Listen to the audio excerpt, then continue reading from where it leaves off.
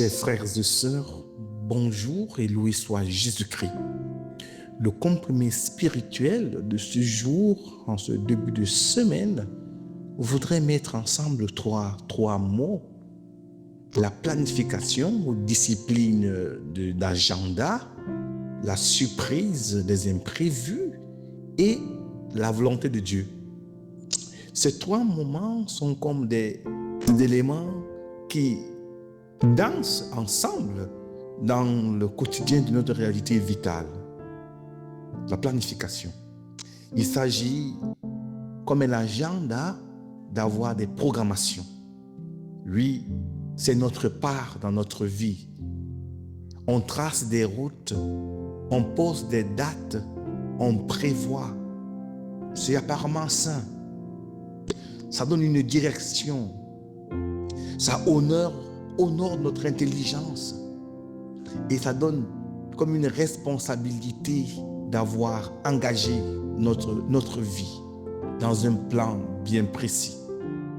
Le proverbe 16, verset 9 nous le dit. Le cœur de l'homme médite sa voie, mais c'est l'Éternel qui dirige ses pas. Planifier, c'est alors proposer, mais planifier n'est jamais disposer. Et là, nous convoquons dans le deuxième moment qui est la surprise. La surprise, c'est la part de la vie. La vie a ses surprises, ses imprévus.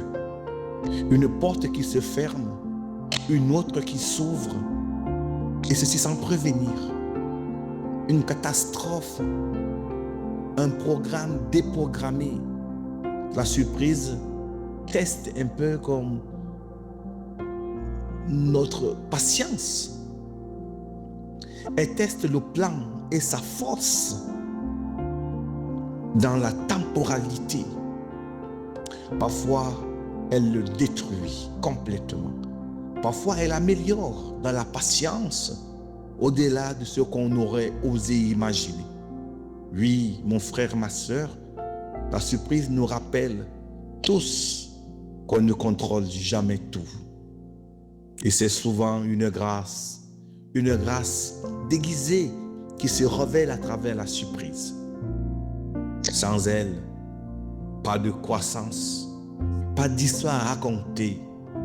Parfois on se le dit simplement, tout ce que veut Dieu, tout ce que fait Dieu est bon. Mais que fait-il? Alors, sa volonté. Troisième moment, la volonté de Dieu. C'est la part qui dépasse les deux autres. La planification et la surprise sont dépassées par la volonté de Dieu. Elle n'annule pas nos plans. Elle les traverse car elle dépasse le temps. Elle n'évite pas les surprises. Elle les utilise comme des éléments pour construire notre avenir. Parfois, on la confond avec la fatalité. Mais elle ressemble plus à une boussole qu'à un GPS. Une boussole. Elle donne le nord, aimer, servir, grandir, faire le bien. Le comment exact, le timing, les détours, on les découvre dans l'expérience, dans le vécu. Oui, chers frères et sœurs, comment faire donc tenir ces trois moments ensemble?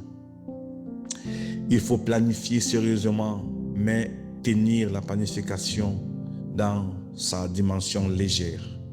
Faire des plans comme si tout dépendait de nous.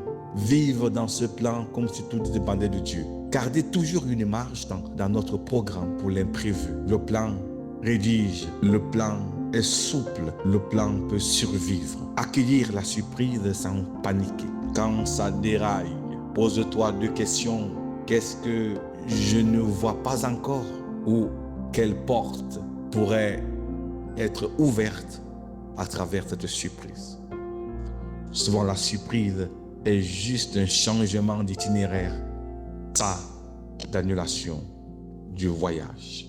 Cherchez alors la volonté de Dieu, le réel, pas l'abstrait. Elle se révèle rarement d'un éclair au plafond. Elle se lit dans la paix, les conseils des sages, la patience, Au fond, tu dois prendre le courage de planter, d'arroser. La surprise, c'est comme la météo. La volonté de Dieu intervient comme l'aspect de croissance. Alors, mon frère, ma sœur, accueille ces éléments dans ta vie et ne te laisse jamais surprendre, car dans ton agenda, Dieu a une parole plus forte. Ton plan détourné peut devenir une nouvelle croissance.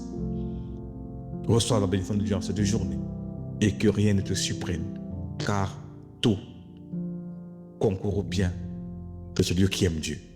Aime-le et tu vivras de ta bénédiction. Au nom du Père et du Fils et du Saint-Esprit. Amen. Sainte journée.